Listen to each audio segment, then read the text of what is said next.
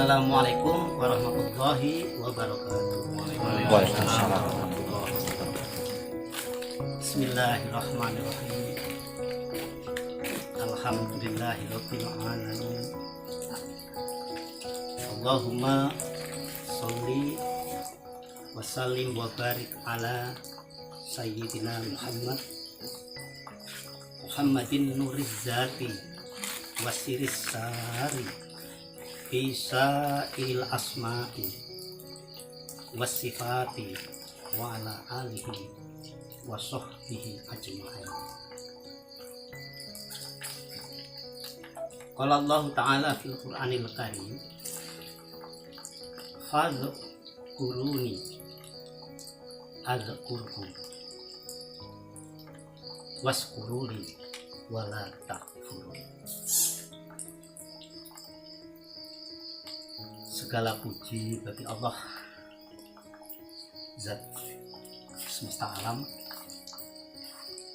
Ya Allah, limpahkanlah barokah karunia kepada junjungan Nabi Muhammad SAW yang merupakan hakikatnya adalah tajalli dari nur Zatmu dan rahasia di dalam rahasia asma dan sifatnya, dan juga pada keluarganya dan sahabatnya semuanya. Kepada sahabat sekalian, ini sahabat-sahabat pada semua yang berjiwa spiritual religi, ya, jadi kita nanti saja supaya kita ya Kang Maman ya, Iya aja ya. di rumah Kang Maman, keluarga, semoga senantiasa keluarganya diberkati dan kita sekalian. Sebagaimana ayat yang saya sampaikan, fadhkuruni, ingatlah kamu sekalian kepada. Jadi banyak Pak Zaidah pemantas dan Bu Indah, apa salahnya adzkuruni, masalah pun ya sesungguhnya fadhkuruni, maka ingatlah kau semua kepada. Adzkurkum, alifnya alif mutlak, maka aku pasti ingat kepada. Bisa jadi maknanya bahwa para hamba, para manusia sekalian ingat kepada Allah karena Allah telah mendahului ingatnya kepada kita. Jadi kita dibawa ingat kepada Allah. Jadi sebenarnya Allah itu sendiri yang ingat ke dirinya. Cuma manusia dibawa untuk ingat kepada Dia. Jadi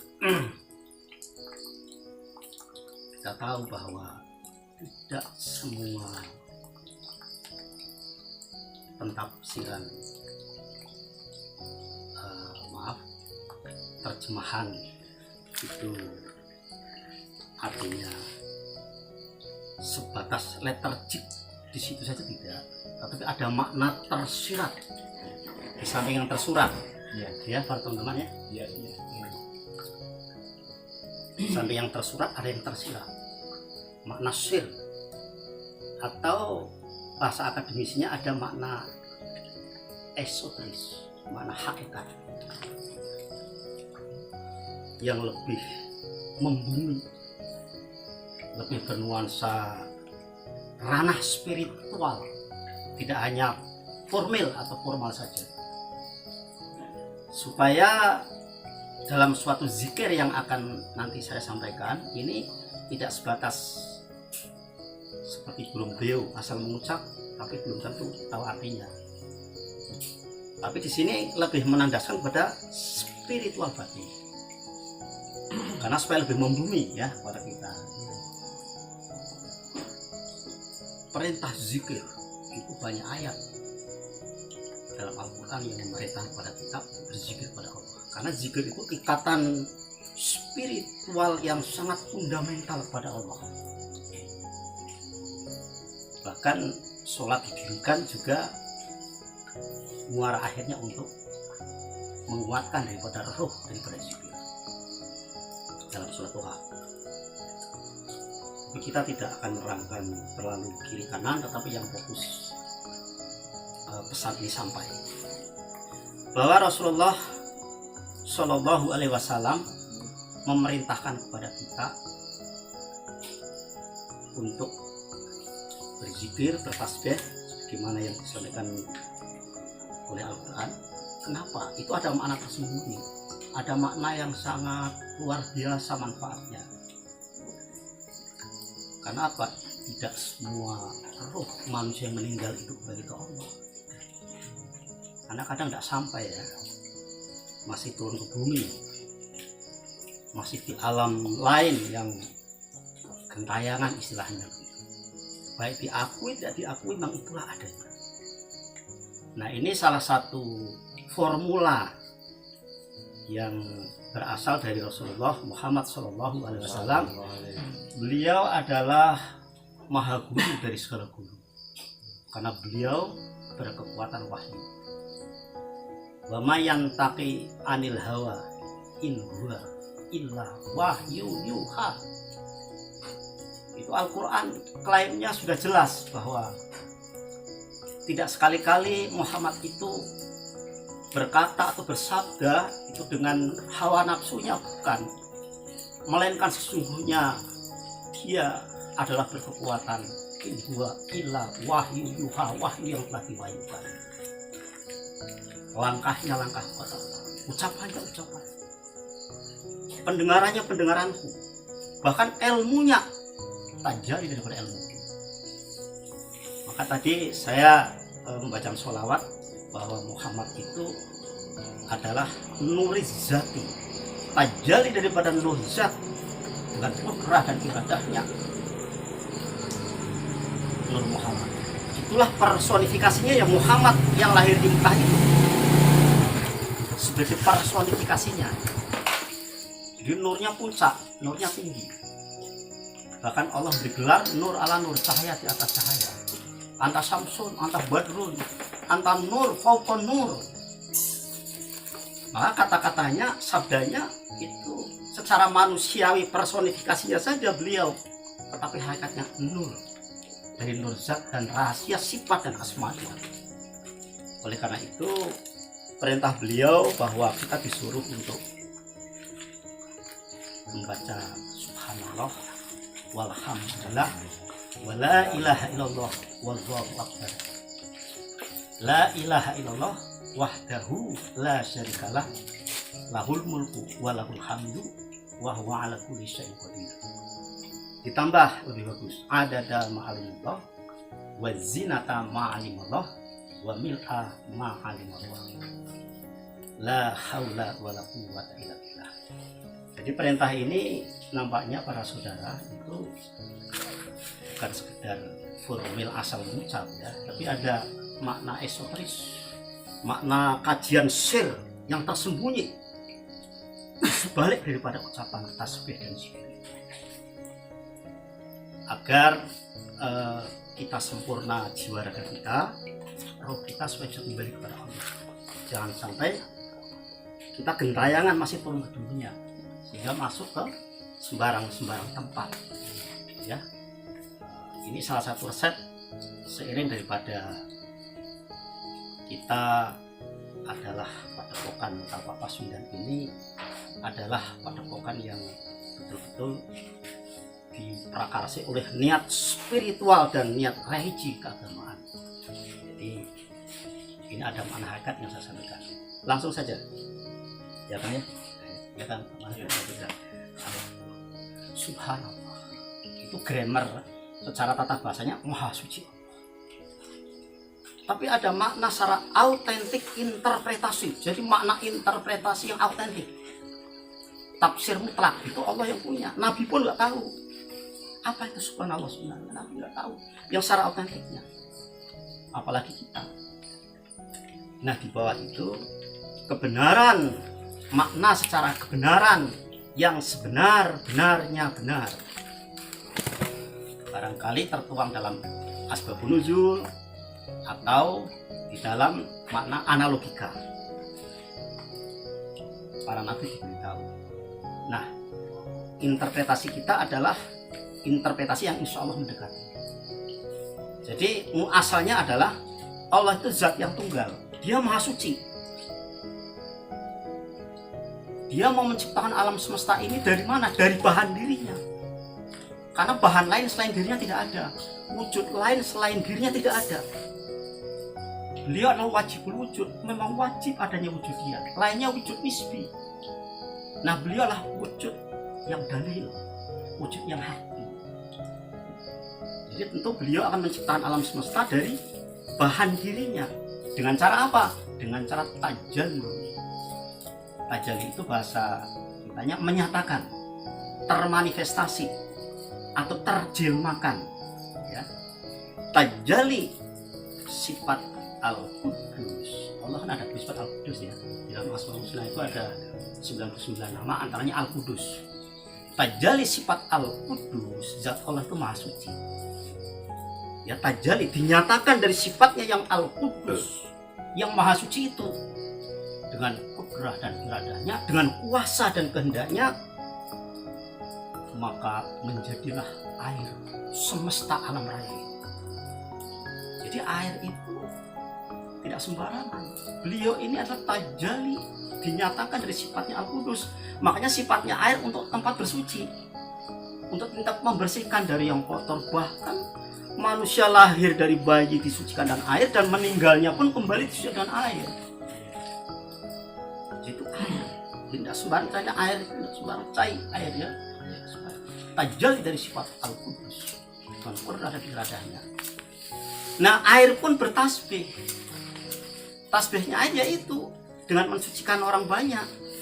Secara formal ucapannya subhanallah, subhanallah, subhanallah. Itu tasbihnya air. Jadi air bertasbih subhanallah, subhanallah. Hanya kita tidak tahu karena kita terbatas. Yang kita terbatas. Subhanallah, subhanallah.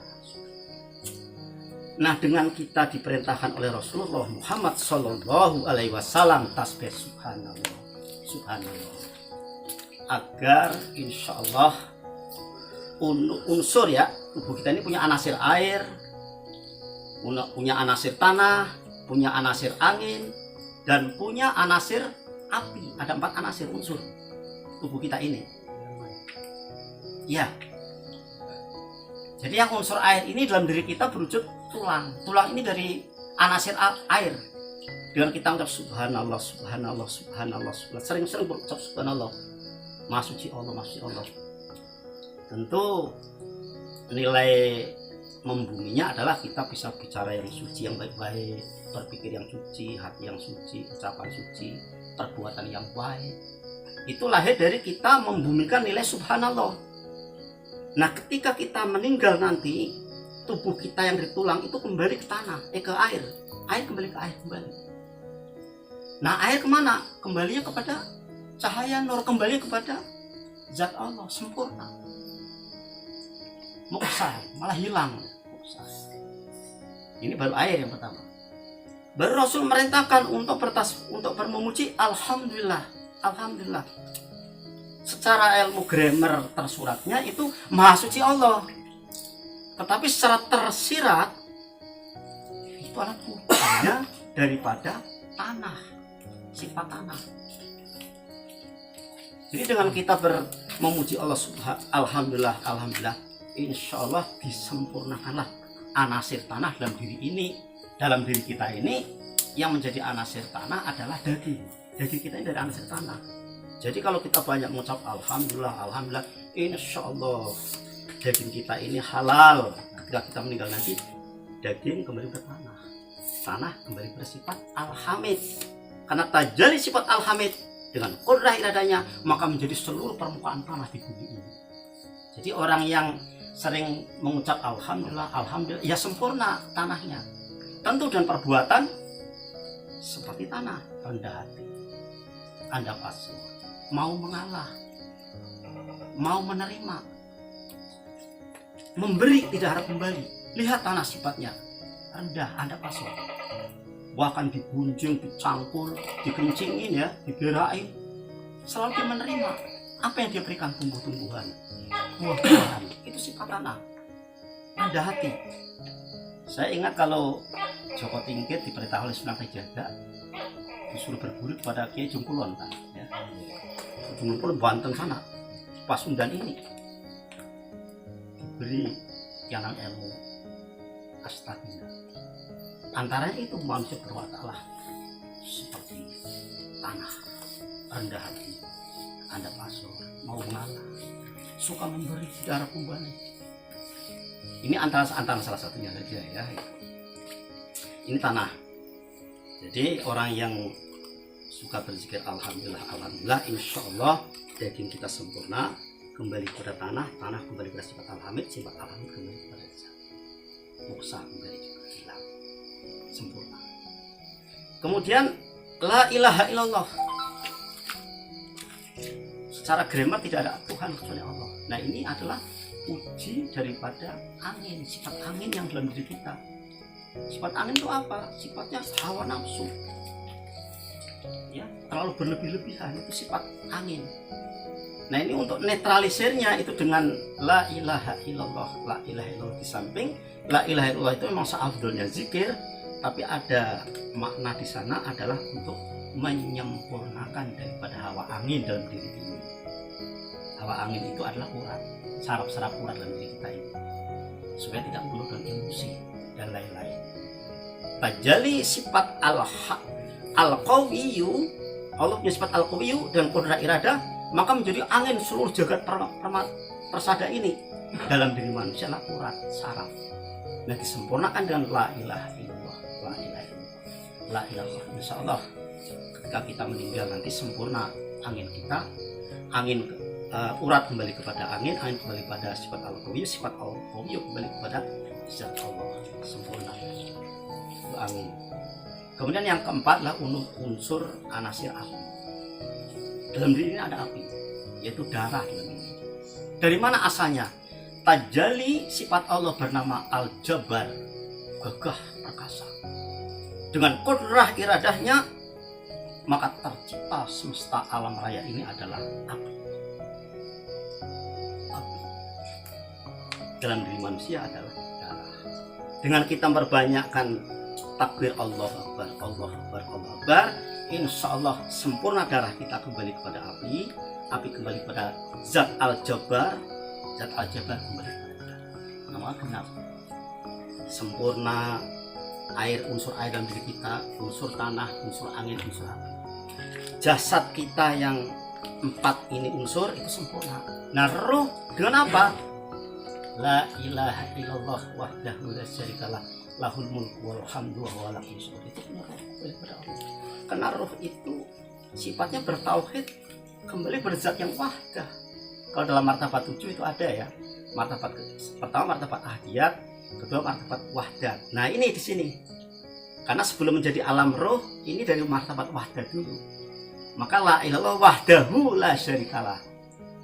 Pada ahadiyat ketika alam rorong kosong, ketika alam hahud, alam segala belum ada, dan Allah yang tidak ada sebutan nama, tidak disebut nama apa, sesuatu tak satu pun yang bisa menyebut keadaan Allah, itu alam ahadiyat. Nah baru alam wahdah. Alam wahdah itu penjelmaan dari keakuan dirinya yang pertama.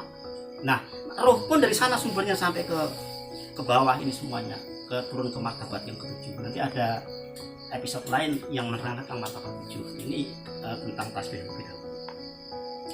Nah maka genaplah subhanallah walhamdulillah wala ilaha illallah wallahu akbar. Itulah menyempurnakan jasad jisim kita. Adapun la ilaha illallah wahdahu la syarikalah lahul mulku walal hamdu wa huwa ala kulli syai'in qadir, menyembuhkan roh kita kembali kepada Allah. Nah artinya bahwa perintah tasbih zikir yang disampaikan oleh baginda Rasulullah Muhammad SAW itu bukan sekedar hanya formal perintah biasa, tapi ada makna esoteris, makna yang sangat fundamental, yang sangat vital dan berarti. Ada tafsir yang tersembunyi yang selama ini mungkin tidak kita ketahui, ternyata itu menyempurnakan jiwa raga kita. Jadi sewaktu kita meninggal itu insya Allah jasad ya kembali ke bumi, roh bisa kembali kepada Allah, tidak di alam pengrantun atau alam gentayangan lagi, tidak. Itu makna esoteris yang harus kita mengetahui. Nah, di dalam diri ini juga ada tanda-tandanya itu kan ya. Kalau sifatnya api itu seperti tandanya di telinga kita ini. Telinga kita ini sifat api. Tandanya setiap mendengar sesuatu yang tidak enak itu langsung marah. Karena manusia ini punya telinga makanya pemarah. Coba kalau orang itu tidak mendengar ya, tidak tuli, tidak pemarah karena dia tidak mendengar sesuatu. Nah, orang sensitif, mudah tersinggung itu karena telinganya mendengar sesuatu yang tidak bagus. Ini sifat api memang, sifat tiga api. Nah, ini harus disempurnakan dengan takbiratul ikram, sholat ketika kita takbir Allahu Akbar. Di samping itu ikatan vertikal pada Allah sekaligus menyempurnakan hawa api sebenarnya. Supaya makanya orang yang pemarah disuruh duduk oleh Rasulullah kan itu ya, supaya sifat apinya itu netral gitu. Nah, itu sifat api. Nah, adapun mata ini sifatnya ruku. Maka orang yang ruku bersembahyang otomatis di samping ia horizontal ya, ruku pada Allah ya, warka'u ma'arofi'in, juga sekaligus menetralisir unsur angin dalam diri kita ini supaya tidak mudah emosi. Nah, adapun sujud ini pada hidung ini. Hidung ini sifatnya sujud. Dia jujur, kalau bau dikatakan bau, kalau wangi ya wangi. Ini sifatnya sujud ini. Air itu sifatnya sujud ke bawah ini. Nah, ini sifat di hidung dalam diri kita ini, hidung ini sifat air ini. Nah, adapun mulut itu sifat tanah. Karena halal haram masuk ya. Jadi tanah itu halal haram masuk ini, sifat tanah ini. Ya, sifat halal haram masuk. Nah, begitu. Jadi ini sudah ada ciri semua. Jadi adapun sujud itu adalah menyempurnakan sifat air. Sebab air kenapa harus disempurnakan? Suci kan air itu. Kalau dibiarkan sok suci manusia. Makanya banyak manusia yang sok alim, sok suci, sok benar sendiri ya, sok paling pintar sendiri. Ini sifat air yang tidak terkendalikan. Ya, begitu. Nah, adapun tanah itu adalah sifatnya itu adalah mulut tadi, gambarannya adalah mulut ya. Itu bijinya tadi yang sudah saya sampaikan. Jadi maka dalam sembahyang tegak, rukuk, sujud, tahiyat, tegak menyempurnakan unsur api, rukuk unsur angin, sujud menyempurnakan unsur air, tahiyat menyempurnakan unsur tanah. Ditutup, assalamualaikum, selamatlah kamu di kananku. Assalamualaikum, selamatlah kamu di kiriku. Artinya produk salat itu membangun pribadi manusia yang penyelamat dari kanan kirinya. Ini yang rahmatan lil alamin di sini. Jadi produk salat, orang salat itu punya produk yang didapat. Penyelamat kanan, penyelamat kiri. Bisa dimaknakan ketika tegak itu berakhlak kepada Allah. Vertikal kan, vertikal. Berakhlak kepada Allah. Orang sholat berarti orang yang berakhlak pada Allah ketika ia tegak, membangun akhlak dalam pribadinya pada Allah, nilai-nilai spiritual. Nah, ruku berakhlak pada sesama, horizontal karena maksudnya akhlak bersama. Jadi kita wajib berakhlak bersama. Itu sholat itu membangun, rancang bangun untuk membentuk pribadi yang berakhlak pada sesama. Nah, sujud berakhlak pada diri sendiri. Nah, ini kembali pada adab atau etika. Orang yang berakhlak pada dirinya pasti beradab, tidak sombong, tidak takabur, karena dia berakhlak pada dirinya, bisa menghargai orang. Nah, adapun atahiyat berakhlak pada lingkungan kanan dan kiri, sebab merusak lingkungan itu adalah larangan yang paling berat. Al-Quran klaimnya kan udah pernah kita dengar, wala tufsiduna fil ardi ba'da islahiha. Jangan kamu buat rusak di bumi ini setelah baiknya bumi, setelah seimbang bumi. Nah, demikian itu makna esoteris, makna kajian sir atau kajian yang tersembunyi yang kita gali. Satu kearifan spiritual yang harus kita gali. Semangat spirit kita memaknai zikir tasbih itu tidak hanya asal ngomong, tidak, tapi membumi, ya, membumi dalam diri ini. Mesti kita ucap subhanallah, subhanallah. Kita punya satu modal spirit, sesuatu yang suci. Bagaimana kita dibangun Ini sebuah rancang bangun untuk membentuk pribadi yang suci, hati yang suci, pikiran suci, ucapan suci. Sesuatu yang bersih dan suci ini punya semacam elektromagnetik, ya. Elektro itu memancar, magnetik menarik, memancar sesuatu yang baik dan juga menarik sesuatu yang baik. Nah, kalau kita udah paham ya dari hukum law of attraction ya, jadi tarik menarik. Gaya tarik menarik itu timbul daripada pemikiran pribadi yang baik akan menarik sesuatu yang baik. Begitu juga yang sebaliknya. Bahkan dalam kapasitas yang lebih dahsyat, manusia berhak menentukan nasibnya sendiri. Karena apa? Gaya tarik menariknya itu dengan kekuatan zikir yang betul-betul mumpuni. Sama alhamdulillah, dengan alhamdulillah Allah, spirit di dalam yang penuh sifat terpuji, sehingga mencoba untuk berkata yang terpuji, berbuat berpikir yang terpuji, sampai kepada tadi yang la ilaha illallah sifat amil. Jadi punya semangatnya semangat yang positif, tidak semangat yang negatif, tidak. Sampai kepada atahiyah tadi ya, sifat tanah ya, menyebut sifat tanah, sifat adab asor, sifat saliro ya, sama-sama bahwa dalam hidup ini adalah saling bisa memberi manfaat bersama. Itulah subhanallah walhamdulillah wala ilaha illallah wallahu akbar la haula wala quwwata illa billah la ilaha illallah wahdahu la syarikalah lahul mulku wa lahul hamdu yuhyi wa yumitu wa huwa ala kulli syai'in qadir. Ditambahi kalau bisa adada ma'alimallah wa zinata ma'alimallah wa mil'a ma'alimallah. Nah kalau ditambahi belakangnya ini, tasbihnya kita ini akan direstui oleh seluruh dedaunan yang ada di alam ini.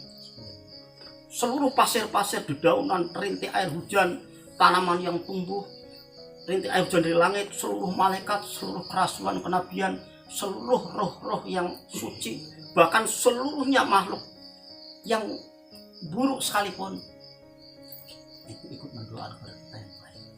Karena ada ma'ali Allah, sepenuh perhitungan yang diketahui Allah.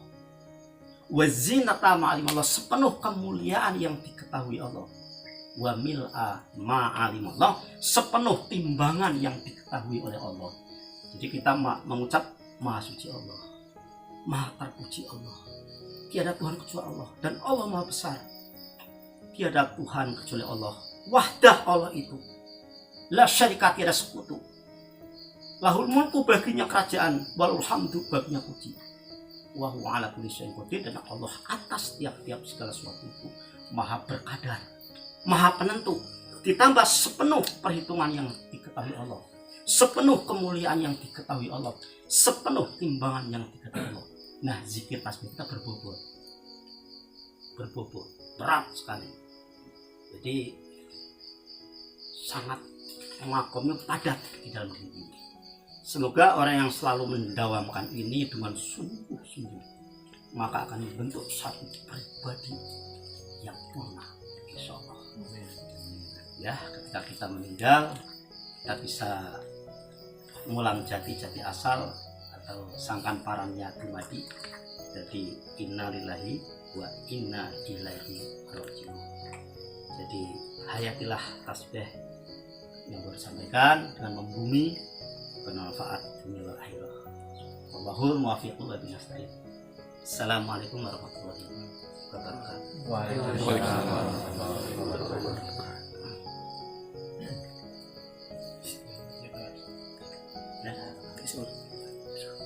Ya udah. Terima kasih Pak ya. Jadi ini pelajaran yang sangat berarti ini ya. Jadi pelajaran yang kita dapat lagi. Semoga bermanfaat lah buat rekan-rekan semuanya. Amin. Amin.